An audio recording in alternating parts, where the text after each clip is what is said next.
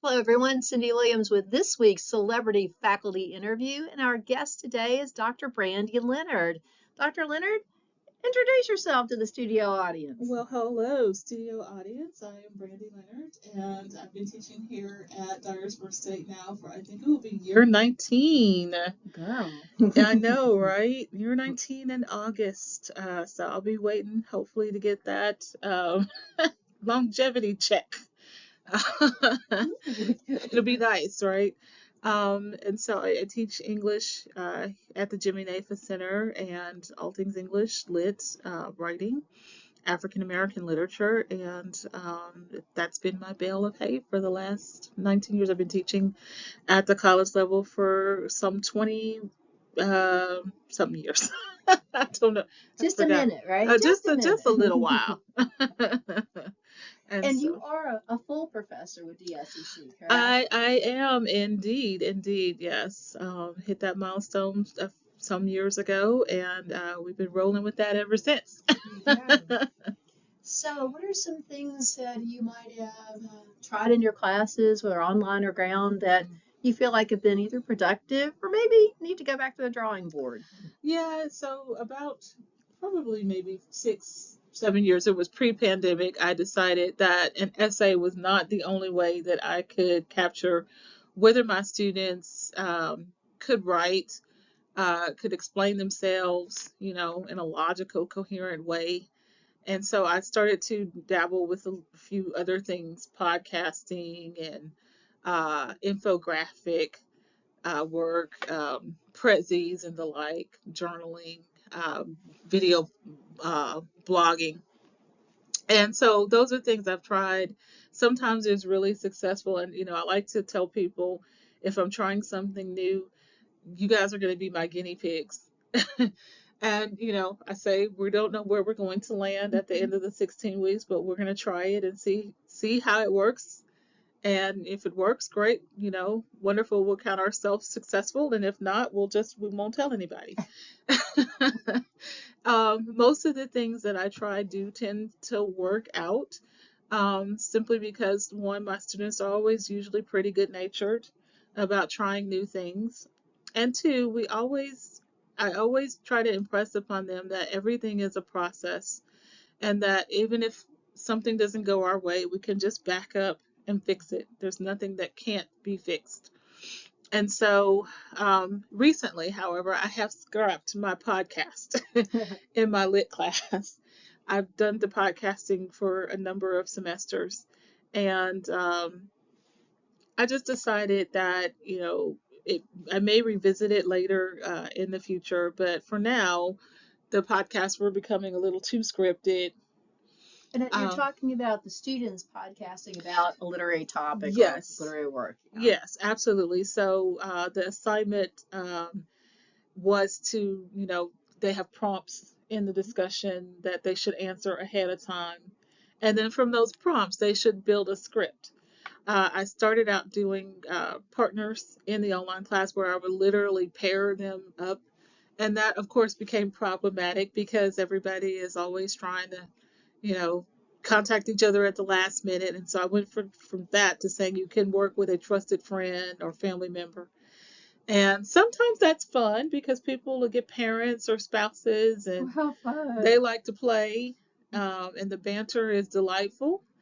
And other times, there are people who are probably not so enthusiastic about helping with somebody's homework. And so, You have to you do the can, podcast with me. right. And so I get a range of participation. And so I quit doing it because, I was getting people reading off a script, and, my one of my guidelines was that they had to last for 10 minutes, these podcasts. So, although 10 minutes does not sound like a long time, it can be long if you are grading 25 of these. That's a lot of minutes to put into grading and listening to. And I do have to listen to them because I need to be able to know that they're applying my concepts, and that, I'm replying to things that they say that's clever in the podcast or not so clever. So it's not something I can just quickly grade. And unfortunately, just to be honest, they were becoming boring. So, Yeah. and the word had gotten out after doing this assignment for so many semesters. Everybody knew to expect a podcast. Mm-hmm. So, it was losing its creativity edge to it, because Right. everybody knows, oh, you come to this class, you got to do a podcast. So people are just, you know, gleaning off of other folks from earlier, and then they're kind of just doing what those folks did. And so a lot of repetition. So this was my first semester. I cut that out, just to see what would happen. And for now, it's a great thing. I'm sorry to lose the podcast, because I think it's a great, it's a great um, assignment, but just the workload of it all, and just getting the students in an online environment to be a little more creative, and a little more organic Right. in the podcast, it had become difficult, so I had to let that go. I could see that. Yeah, 11:59. Yeah. Oh my gosh, What do you yes. mean you started at 11:10? It's not going to work. I did keep them in my African American lit class, though that class tends to be a little smaller. And the students, I don't know if it's just the content of the class. It's a little more modern, so people can identify a little bit more with some of the concepts, the language, and things like that. So they have a lot more to say. So I did keep it And in they'd be that. the kind of student also who would be drawn to that Yeah. less typical type course. Absolutely, Yeah. absolutely. So I kept it there. I didn't scrap it totally. I may be looking in the future to try it at other places, maybe Comp 1 or Comp 2. I don't know how we'll fit that in, but it's always good to give students a reprieve from having to write papers, and also kind of let myself off the hook from having to grade them. That is true. That is true. So what's been a victory or a heartbreak, something that has, lit you up or burnt you out? Oh my gosh, what a big question. Sorry. Yeah, over 19 years. Yeah, pick 19 one. years, Pick 19 one. years of burnout and success. Okay, so I would say the victory is always in being able to recreate oneself, reinvent oneself. You don't do anything for 19 years and not come up with some ways. If you're going to thrive, if you're going to survive, if you're going to live and breathe, you have to find a way to reinvent yourself. And so I think I've been kind of good at that. I've had moments, and I guess that is the challenge part of it. The burnout part of it is sometimes it is very difficult to reinvent oneself. We don't get a lot of variety in terms of the subjects that we Right. teach. And so we have to look for ways within those subjects to create newness. Mm-hmm. Oftentimes, that is a challenge, because we're maybe in the confines of just teaching rhetorical modes, Right. or certain literary pieces or whatever. And we're always thinking about what the students can understand and what they will respond to properly. Mm-hmm. And so, and also what we have time to build, Correct. because Correct. when you reinvent yourself, that is basically redesigning a course, and that can take a lot of time, pulling together materials and assignments and making sure everything is streamlined. And I don't know, I might not want to give my summer to that. That's right. Or my winter break. It is a choice that you have to make. And Yes. so, you know, I don't know if who I'm talking to out there, but for me, I might let that go a few semesters, just because I don't have the bandwidth Mm-hmm. to sit down and build a new class, or to create something new. So I might not, and then I'm stuck, Mm-hmm. you know, feeling like, oh, I need to move, I need to reinvent. And so, but I would say that's probably that dichotomy of it is, on the one hand, you can be successful reinventing yourself, but then on the other hand, it's a challenge reinventing yourself. And so, to that, I would say, if you're going to try to keep doing this thing for any any Mm-hmm. amount of time, we have to pick maybe small corners where we can reinvent. Maybe not changing an entire course, but changing an assignment, or changing out topics, something, just anything to keep it fresh.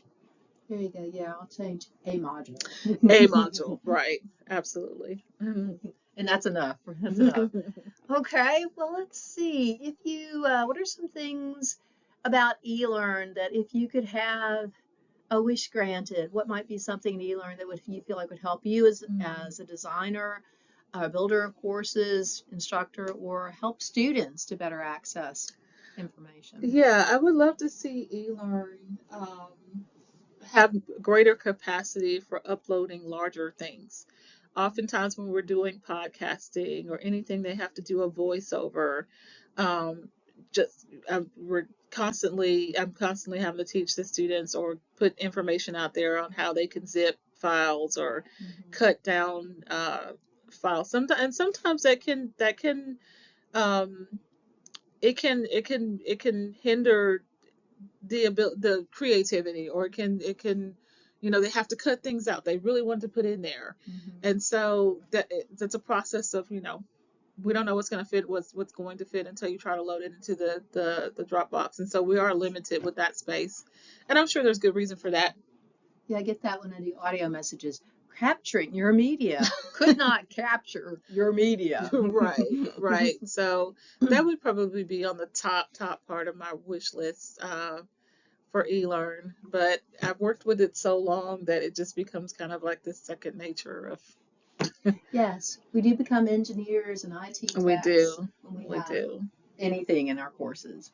Was there anything else you'd like to share with us this afternoon, Dr. Leonard? It's been such a delightful It has. conversation. It has. Thank you for having me. Glad to. And I just want to, tell everybody to stay motivated. Find something in your world that you look forward to every day that makes you get up in the morning and be happy for the day. We need that. We absolutely do, whether it's work related, life related, sunshine, birds at the window. Whatever it is, try to find something that's like, oh, I get to go do that today, or this is, something I've been wanting to do, or I'm waiting on, or I can't wait to do. So, because variety is the spice of life, isn't it? And so, Find your happy. that's right. Stay away from the mundane if possible. Don't live every day as if it was a perpetual Groundhog Day. That's and that is my public service announcement. Thank you so much. It's been such a treat to have you as as our celebrity faculty guest. Thank you for having All me. right, bye, everybody. Bye.